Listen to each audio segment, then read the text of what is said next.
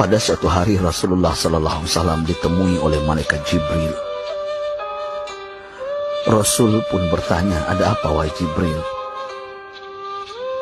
Jibril menjawab, "Wahai Muhammad, sesungguhnya hari ini Allah Subhanahu wa Ta'ala sedang mengobarkan nyala api neraka, dan seluruh para malaikat amat ketakutan.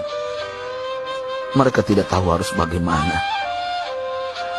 Untung aku ingat," kata Jibril, "bahwa engkau Muhammad adalah sumber cinta dan sayang Allah Subhanahu wa Ta'ala kepada alam semesta. Dengan alasan itu aku kesini, bertabaruk mengambil berkah dengan cinta Allah kepada dirimu, ya Rasulullah, ya Muhammad." Rasulullah terdiam beberapa saat, kemudian bertanya lagi, "Wahai Jibril, ceritakan padaku bagaimana neraka itu sesungguhnya." Jibril menjawab, "Wahai Muhammad, neraka itu bagaikan lubang-lubang yang terdiri dari 7 tingkat. Jarak antara satu lubang dengan yang lain ialah perjalanan 70 tahun. Lubang paling bawah adalah lubang yang paling panas." Nabi SAW meneruskan pertanyaannya, "Lalu siapakah penghuni lubang-lubang neraka itu, wahai Jibril? Sampaikan kepadaku, Jibril." Jibril menjawab, "Lubang yang paling bawah diciptakan untuk orang-orang munafik. Lubang yang berikutnya untuk penyembah berhala, lalu untuk penyembah bintang dan matahari."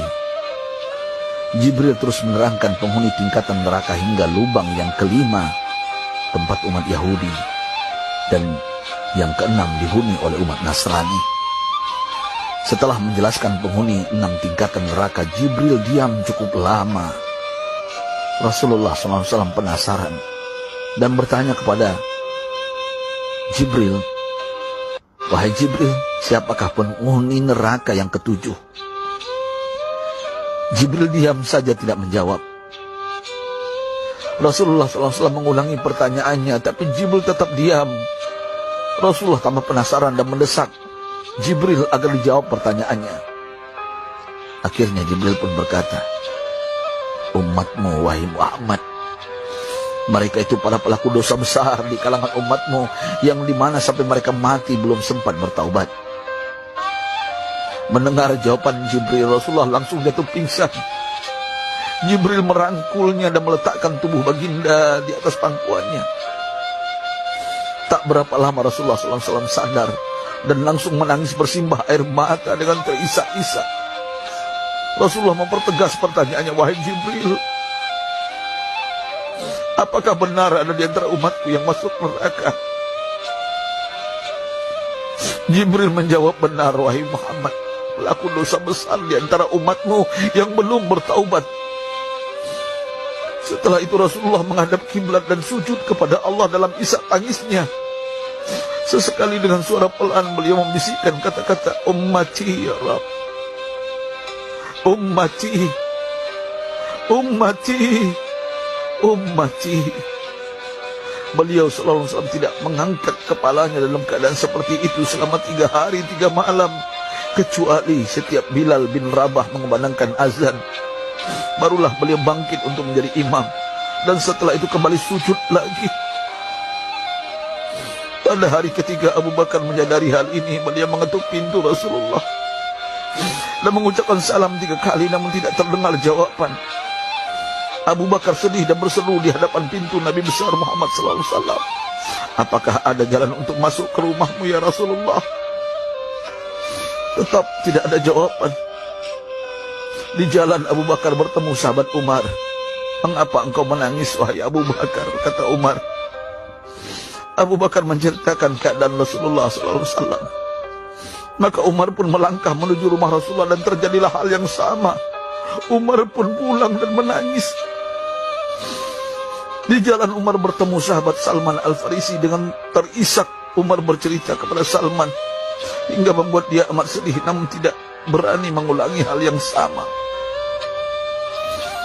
Salman melangkah menuju rumah Fatimah radhiyallahu anha dan menceritakan hal itu. Setengah berlari Fatimah menuju rumah ayah tercinta dan mengetuk pintu sambil mengucapkan salam. Mendengar suara lembut putri tercinta, sejuklah dada Rasulullah. Beliau bangkit dari sujud dan membuka pintu. Alangkah terkejutnya Fatimah melihat Rasulullah, ayah tercinta, amat kurus dan pucat. Fatimah memeluknya lalu menangis. Wahai ayah, apa yang terjadi? Mengapa engkau amat sedih seperti ini? Rasulullah kembali menangis dan berkata dengan suara lirih, wahai Fatimah, belahan jiwaku, bagaimana mungkin aku tidak sedih sedangkan Jibril mengatakan akan ada kelak umatku yang akan masuk neraka.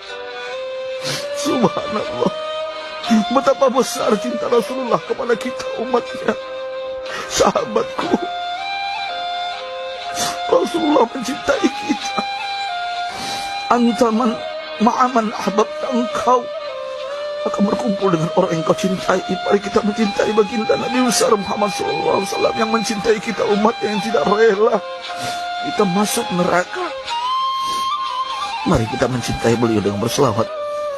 Sahabatku, sampaikan, Rasul mengajarkan kepada kita, man dalla ala khairin falau mislu ajri fa'ilin. Siapa yang menunjukkan kepada kebaikan, maka dia akan mendapatkan pahala seperti orang yang mengerjakannya. Mudah-mudahan ini menjadi pahala jariah bagi kita.